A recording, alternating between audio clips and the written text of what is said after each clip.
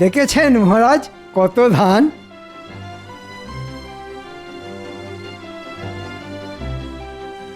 আহা, দেখলেও যেন চোখ জুড়িয়ে যায়। ঠিক বলেছেন মহারাজ, এবারের মতো ফসল মনে হয় আগে কখনো হয়নি। সবই মা ভবানীর কৃপা। মহারাজ আমি সব প্রজাদের বলে দিয়েছি, ফসল যখন এবারে ভালো হয়েছে তখন খাজনাও আগে ভাগে দিতে হবে। আর আগে ভাগে খাজনা পেলে নবাবের খাজনাও আমরা সময়ের আগেই মিটিয়ে দিতে পারবো। বাহ বাহ বাহ, খুব ভালো কথা, খুব ভালো। আমি সব সময় ভালো কথাই বলি মহারাজ, কিন্তু কিছু লোকের কান ভাঙানিতে আপনি আমায় ভুল বোঝেন মহারাজ।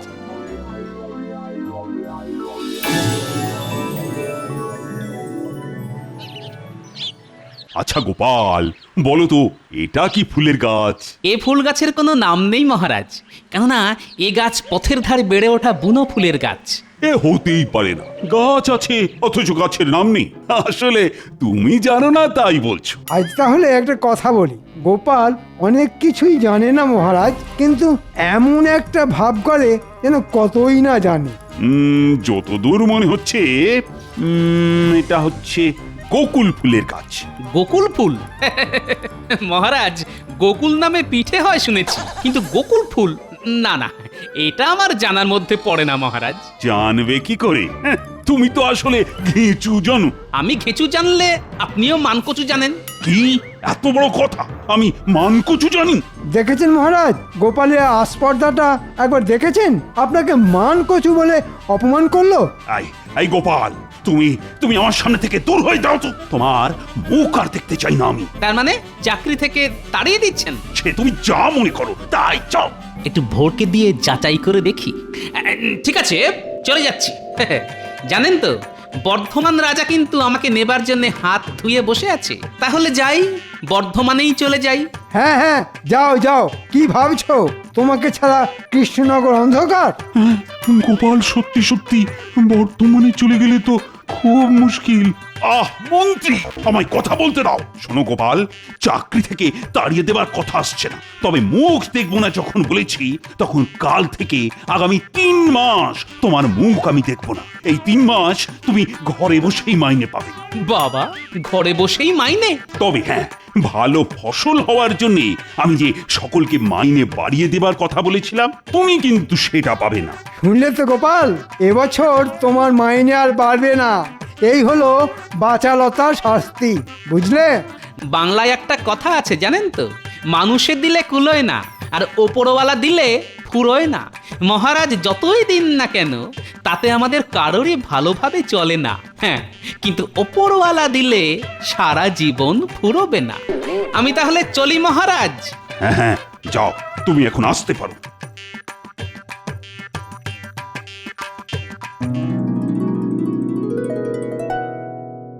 গিন্নি, ও গিন্নি, কোথায় গেলে গো?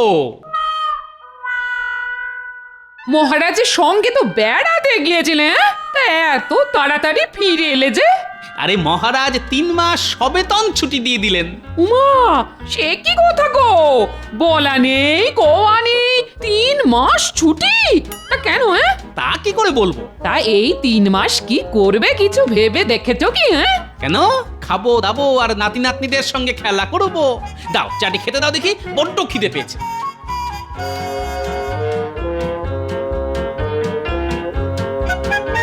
মহারাজ শুধু মধু ছুটি দিয়ে দিলেন, নিশ্চয়ই এর মধ্যে কোনো রহস্য আছে। কি জানি বাবা, এতদিন ঘর করেও মানুষটাকে ঠিক বুঝে উঠতে পারলাম না। ধুর।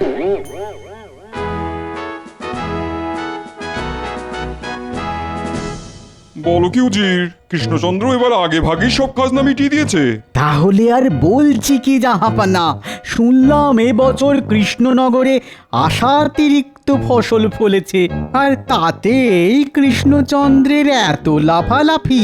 সে তুমি যাই বলো না কেন, আমার অধীনস্থ সব রাজাদের মধ্যে ওই তো সর্বপ্রথম খাজনা পাঠালো। হ্যাঁ, তা পাঠালো, কিন্তু সেটা তো নিয়ম মাফিক। কিন্তু ভেবে দেখুন জাহাপানা, কৃষ্ণচন্দ্র কিন্তু একবারের জন্যও আপনাকে জানালো না যে তার রাজ্যের অতিরিক্ত ফসল ফলার কথা। বলুন বলুন, এটা কি অন্যায় নয় বলুন? হ্যাঁ হ্যাঁ হ্যাঁ হ্যাঁ, এটা খুব অন্যায়। আচ্ছা উজির, এই অন্যায়ের জন্য ওকে কি শাস্তি দেওয়া যায় বলো তো? আইন মাফিক তেমন তো কোনো শাস্তি দেওয়া যায় না হুজুর। তাহলে? তবে ওকে মোক্ষম রকম প্যাঁচে ফেলে, মানে ঘুরিয়ে উত্তম রকমের শাস্তি দেওয়া যায়। তাহলে আর দেরি করছো কেন? মাথা খেলিয়ে এক্ষুনি একটা মোক্ষম রকমের প্যাঁচ বের করে ফেলো। আমাকে তাহলে একটা দিন সময় দিন জাহাপানা, কালকেই এমন একটা প্যাঁচের কথা বলবো না, হাজার চেষ্টা করেও কৃষ্ণচন্দ্র সেই প্যাঁচ কেটে বেরোতে পারবে না। কৃষ্ণচন্দ্রকে নিয়ে আমার সমস্যা নেই, কিন্তু ভয় তো গোপালকে নিয়ে। ও যদি প্যাঁচ কেটে দেয়? এবার আর সেটি হবে না, দেখবেন গোপালও কেমন দাঁত ছড়কুটে পড়বে। বাবা বাবা বাবা বাবা বাবা, বহুত খুব বহুত খুব বহুত খুব।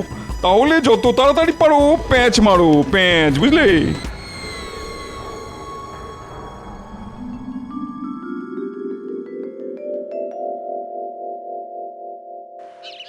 কই গো গিন্নি, আরে কোথায় গেলে? একবার এসে দেখে যাও কেমন বাজার করে এনেছি।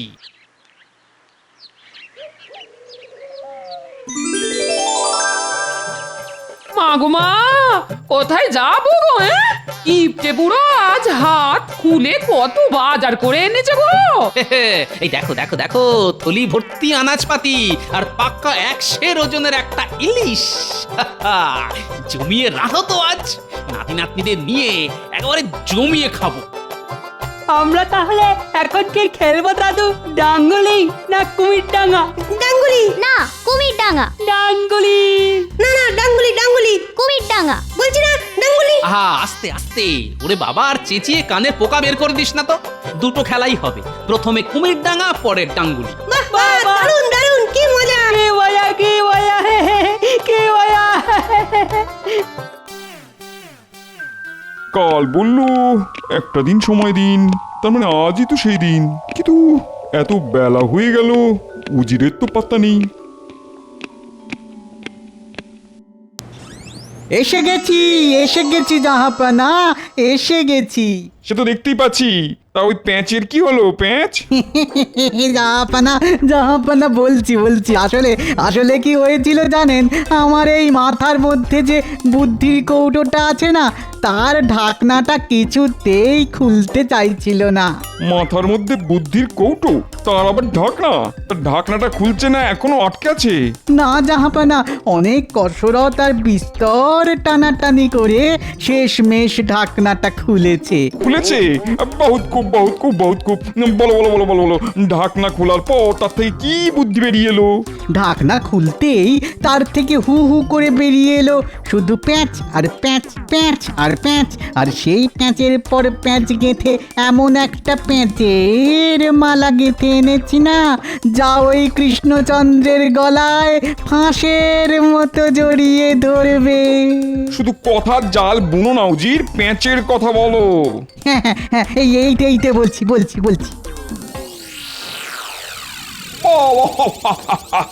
বহুত খুব বহুত খুব বহুত খুব। সত্যি উজির, তোমার পেটে পেটে তুড়ি তুড়ি তুড়ি, মাথার মধ্যে এত পেঁচ?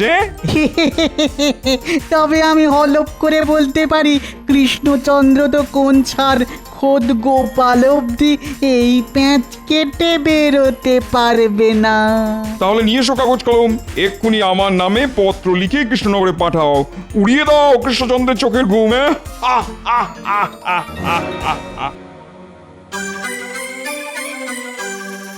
মহারাজ, আজ একটা সুখবর ঘোষণা করবেন বলেছিলেন। আরে করব এত তাড়া কিসে? আসলে মনের ভেতরটা বড্ড আনচান করছে যে। বাবা, একেবারে আনচান করছি। হ্যাঁ মহারাজ, সুখবরটা শোনার উত্তেজনায় বুকের ভেতরটা কেমন ধরপড় করতে শুরু করে দিয়েছে।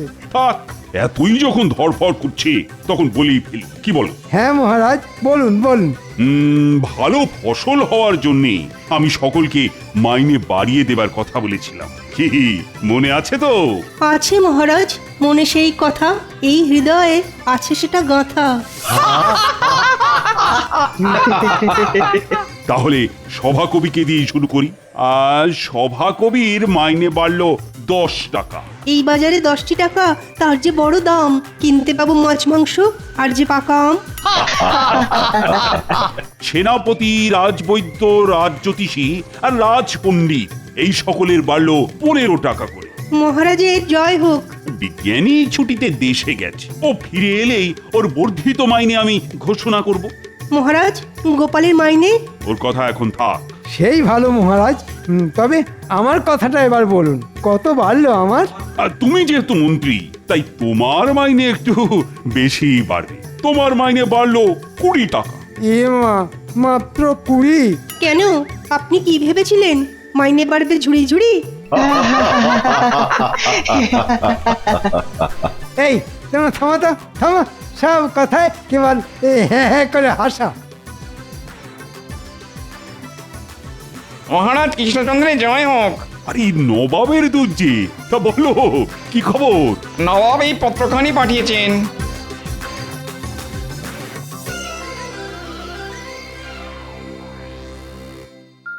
হঠাৎ করে চিঠি? কিসের চিঠি রে বাবা? এবারে তো আগে ভাগেই খাজনা পাঠিয়ে দেওয়া হয়েছে, তাই মনে হয় নবাব খুশি হয়ে এই চিঠি পাঠিয়েছেন। হতে পারে। পড়ো তো দেখি, পড়ো। কৃষ্ণচন্দ্র, আশা করি সব কুশল। বরাবরের মতো তুমি এবারেও কড়ায় গন্ডায় খাজনা মিটিয়ে দিয়েছ। এবার আবার যথেষ্ট আগে ভাগে। আমি এতে খুব খুশি হয়েছি। কি মহারাজ, বলেছিলাম না? চিঠিতে আর কিছু আছে কি? হ্যাঁ, এখনো কিছুটা লেখা আছে। তাহলে পড়ো।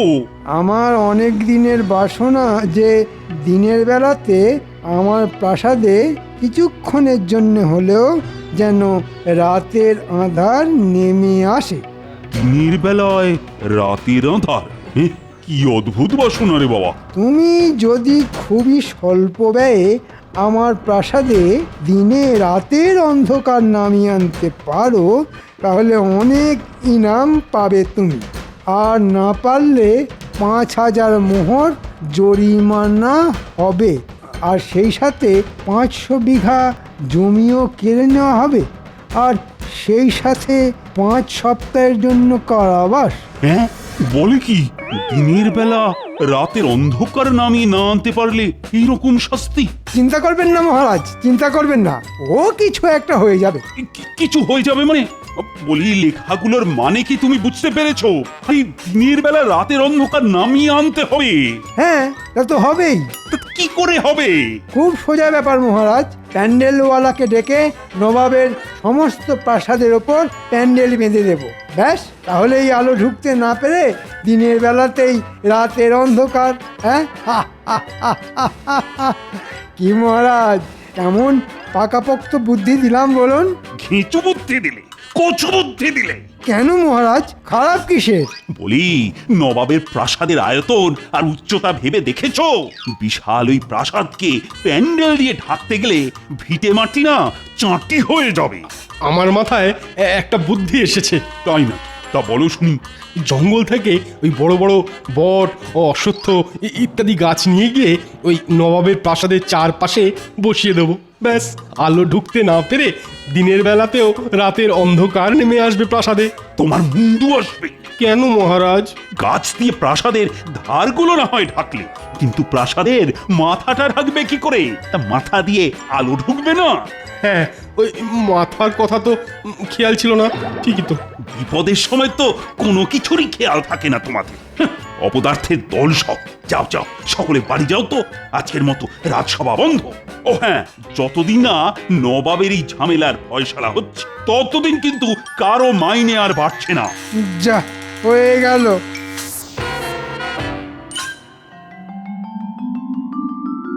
নে পুটি, দেখে দেখে শিখে নে। ঝোলের আলু হবে লম্বা, আর ডালনার আলু হবে ডুমো ডুমো।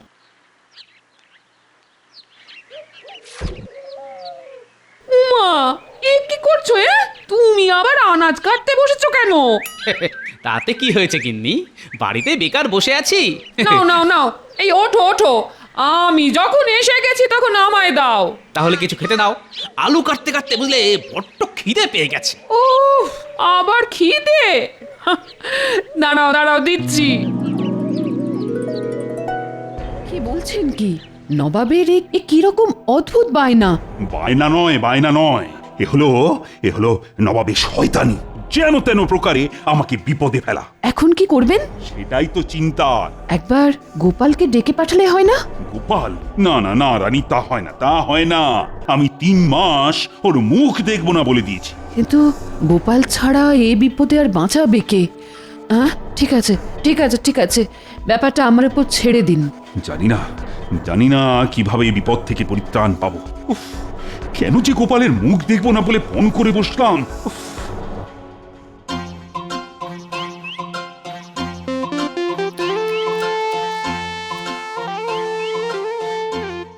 আরে রকি, খবর কি? তোমাকে একবার রাজবাড়ি যেতে হবে। ও, মহারাজ ডেকেছেন বুঝি? মহারাজ নয়, রানীমা বললেন খুব দরকার। হঠাৎ করে রানীমা ডেকে পাঠালেন কেন? ঠিক আছে, তুমি যাও, আমি মুড়িটা খেয়েই আসছি।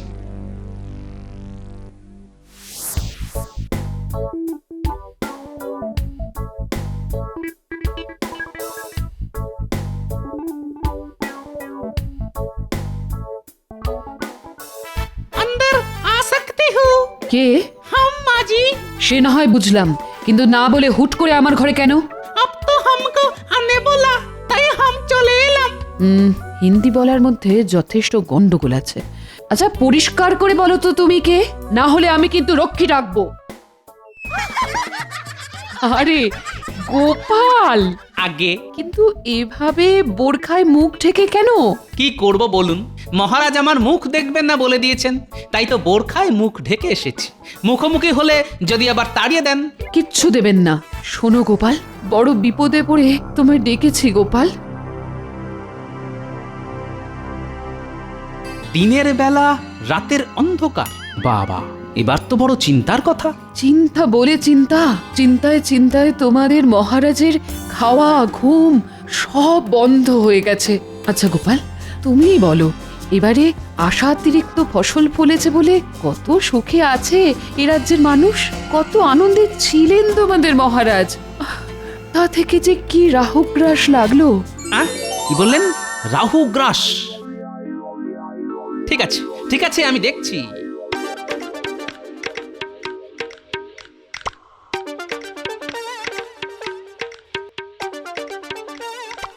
রাজ্যতীষী বাড়ি আছেন নাকি?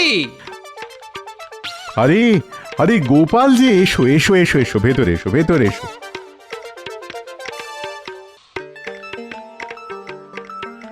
একটা বিশেষ প্রয়োজনে আপনার কাছে এসেছি। বলো। আচ্ছা, কাছাকাছি কবে সূর্যগ্রহণ লাগছে সেটা বলতে পারেন? দাঁড়াও একটু বসো, আমি একটু পঞ্জিকাটা নিয়ে আসি। হ্যাঁ,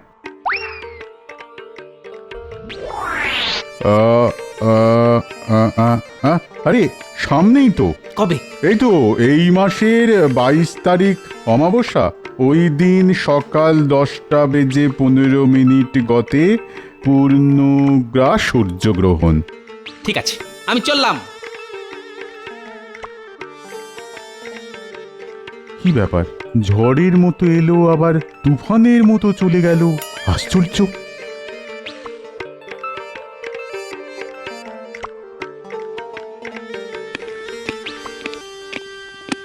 গোপাল, আমি আমার কথা ফিরিয়ে নিচ্ছি।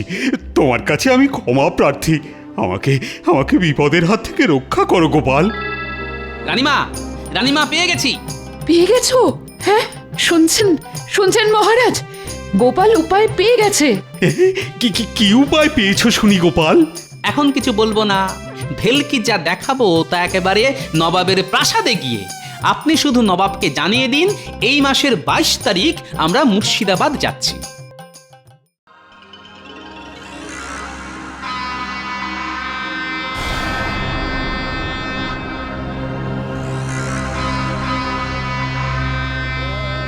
কি কৃষ্ণচন্দ্র, দিনের বেলা রাতের অন্ধকার দেখাতে এসেছো?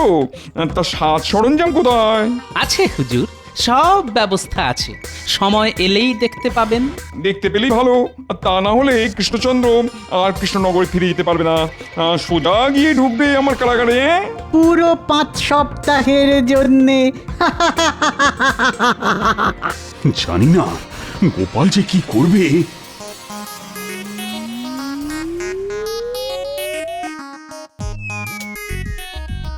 আরে ঘরের ভেতরে সব অন্ধকার হতে শুরু করে দিল যে। হ্যাঁ তাই তো। আর একটু অপেক্ষা করুন হুজুর, দেখবেন আপনার বাসনা মতো দিনের বেলাতেও রাতের আধার নেমে আসবে আপনার প্রাসাদে। এ কি এই সারা ঘর তো অন্ধকার হয়ে গেল গোপাল, এটা তুমি কি করে করলে? আমি কিছুই করিনি, যা করেছে রাহু, কারণ বাইরে যে পূর্ণগ্রাস সূর্যগ্রহণ শুরু হয়ে গেছে। পূর্ণগ্রাস সূর্যগ্রহণ? কই দেখি।